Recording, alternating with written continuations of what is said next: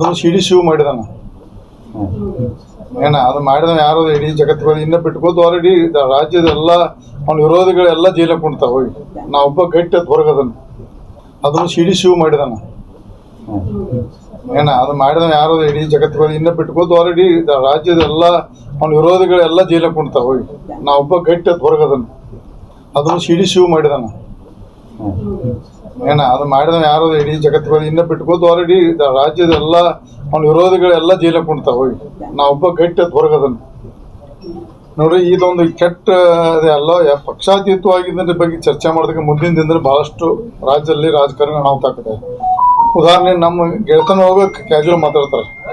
ಉದಾಹರಣೆ ಉಮೇಶ್ ಕತ್ತಿ ಅವರು ನಾವು ಬೇರೆ ಬೇರೆ ಪಕ್ಷದಾಗ ಡೈರೆಕ್ಟ್ ಜಾತಿ ನಾವು ಮಾತಾಡ್ತಿದ್ದು. ಅವ್ನ ಜಾತಿ ನಾ ಬಿದ್ದು ನನ್ನ ಜಾತಿ ಅವ್ನು ಬಿದ್ದಿದ್ದ. ಅದು ವಿಡಿಯೋ ಮಾಡಿಬಿಟ್ರೆ ಹೆಂಗಪ್ಪ?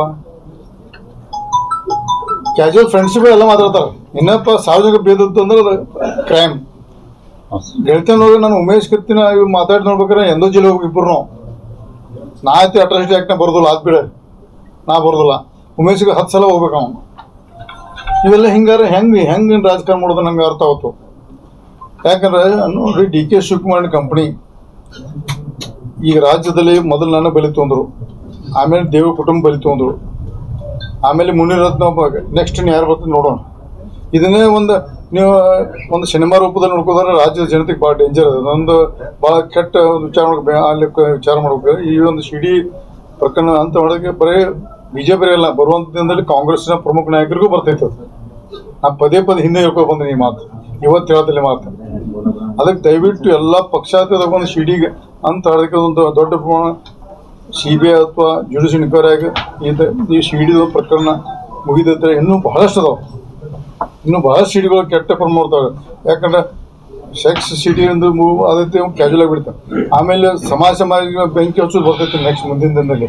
ಅದಕ್ಕೆ ದಯವಿಟ್ಟು ಇದೊಂದು ಇದು ಏನು ಆಗ್ಬೇಕಾರೆ ಪ್ರಧಾನಮಂತ್ರಿ, ಗೃಹ ಸಚಿವರು, ರಾಜ್ಯದ ಮುಖ್ಯಮಂತ್ರಿಗೆ ಮನವಿ ಮಾಡ್ಕೊತಾರೆ. ಇದೊಂದು ಅವರೇ ವಾಲಂಟ್ರಿ ಆಗಿ ಒಂದು ಇನ್ಕ್ವೈರಿ ಮಾಡಿ ಅಂತ ಹೇಳ್ಬೇಕಂತ ಒಂದು ಈ ತಮ್ಮ ಅದೇ ಮುಖಾಂತರ ಮನವಿ ಮಾಡ್ಕೊತೇನೆ.